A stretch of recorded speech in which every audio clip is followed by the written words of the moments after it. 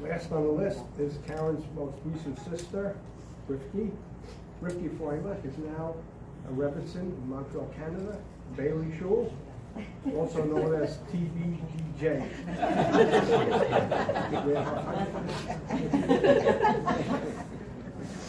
It's enough. I was only invited to speak because of Caryn, so I don't think the bio is necessary.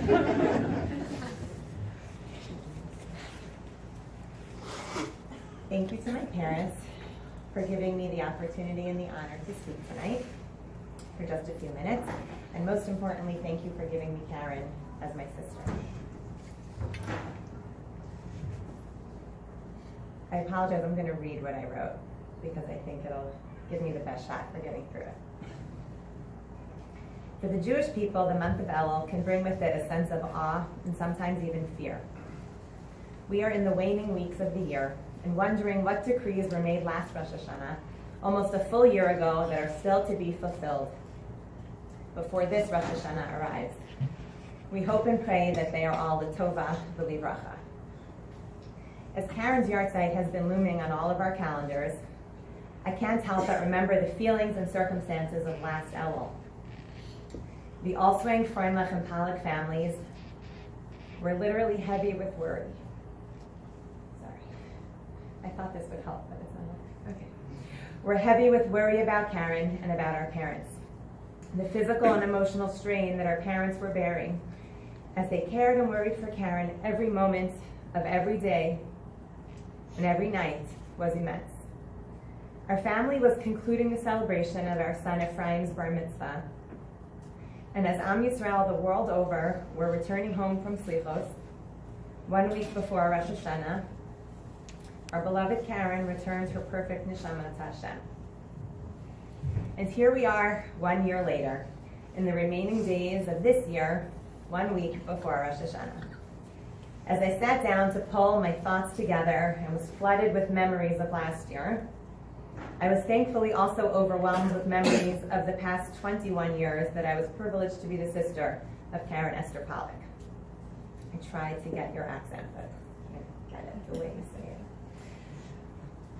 I remembered all the way back to the very first time that Caryn and I met, and we bonded over many, many common friends and interests. And to the first, second, third, fourth, fifth time that she ran to introduce me to either Blima or Randy or one of her many other Yachad advisors as her newest, littlest sister. I remember back to Shabbos after Shabbos of Divrei Torah at our table, always following a rousing Yachad Shabbaton style introduction. And to Pesach Seders with Caryn's Manishtana. And then to Caryn becoming Auntie Caryn, as she held our baby Racheli the first night we came home from the hospital. And the squeals, giggles, and accompanying hukras that welcomed many of Auntie Caryn's nieces, nephews, and cousins. I distinctly remember overhearing Caryn sitting on the couch explaining to some of my young children what it meant that she had a disability.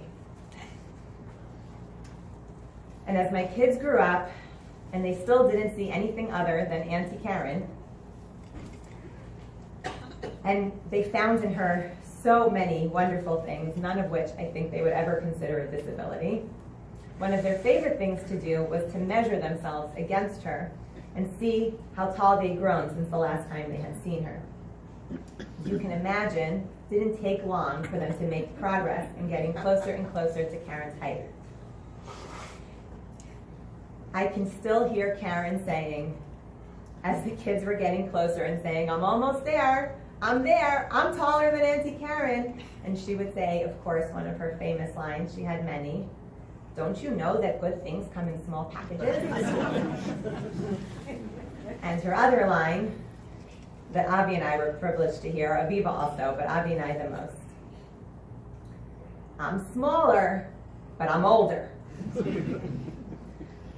I can still hear the squeal in Caryn's voice when we called or visited Caryn and our other friends at Beis Ezra. And as my family mentions, so many friends here mentioned, we are forever indebted to Beis Ezra, and to Yachad, and to the myriad of other organizations, shuls and schools that helped Caryn shine the light that she had to share with so many of us.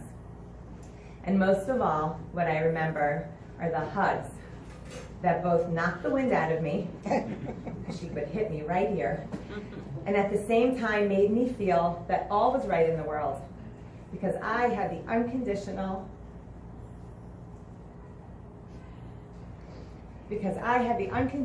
endless love of Caryn Esther Pollak. And now that 1 year has passed, it is that unconditional, boundless,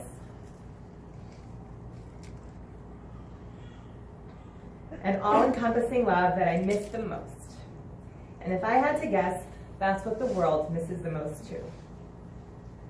This Elul, while there are still many difficulties and challenges for Am Yisrael and for the world, I'm trying to channel my inner Caryn Pollak and to reclaim Elul not just as a month of awe, but as a month of Ani L'Dodi V'Dodi Li. That the time leading up to Rosh Hashanah can be a time of closeness both to Hashem and to each other. What could be a better way to honor Caryn? On paper, we all knew Caryn had a disability, but I feel so blessed to be able to look back on the last 21 years and only see her ability. In fact, I think I would call it her superpower. Caryn saw the good in people. She loved and cared with an energy and a force that, as Jeff mentions and others, that literally tore down barriers and boundaries. She wanted to know everyone, and she wanted them to know her. And know and love her they did. I can't help but think that Caryn would be delighted, overjoyed to see all of us here, and would want to make sure that everyone here knew each other and how you were connected. And of course, that everyone should feel included.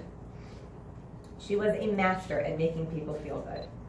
Caryn was and always will be my image for love and connection. Pure and simple. No conditions, no strings attached. That is for me what I miss the most and what I learned the most from Caryn. For this year, and God willing for many years, for all of us in good health to come, we will remember Caryn with her perfect neshama, her giant heart, and her small package, and try to bring her one-of-a-kind love into this month of Ani L'Dodi V'Dodi Li. I think that this is the greatest way that we can remember Caryn, that we can connect with her and keep her with us always. Car, we miss you so much, and we love you always.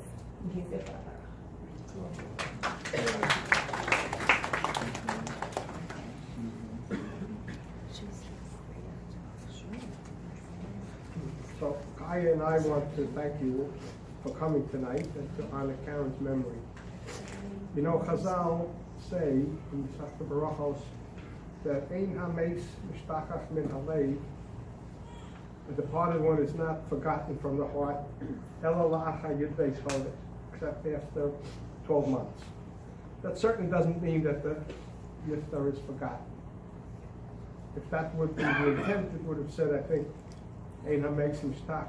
What is the Min Halev? I think that means that the acute grief and anguish are dulled over time, over a year's time, so that after a year maybe we can stop actively mourning and come to grips in some manner with the loss and go on.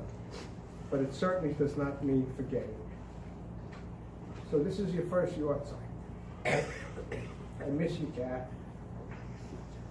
We all miss you. Bob Harris now will lead us in Ke'amolei Racham.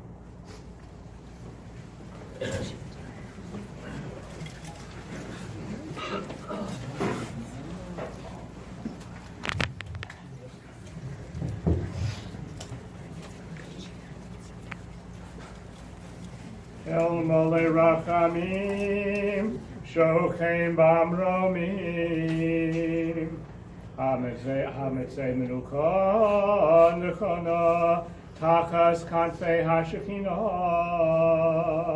B'malos Kedoshim U'Tahorim K'Zohar HaRakia, Masirim Es Nishmas Sortel Esther Bas Yehuda Leib Sheholcha Li'olamah, Bavur Shemishpachta Nodros Daka Biad Hashkaras Nishmasa Began Eden Dehe Menuchasa Lochein Bal Horachmim Yastir Yisesa Kanafav Li'olamim V'yitzro HaKayim Es Nishmasa Adonai Hu Nachlasa V'Sanuach Al Mishkava V'Shalom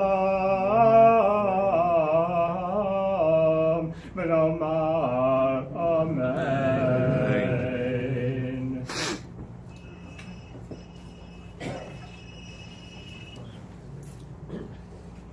Okay, please enjoy your refreshments. Thank you.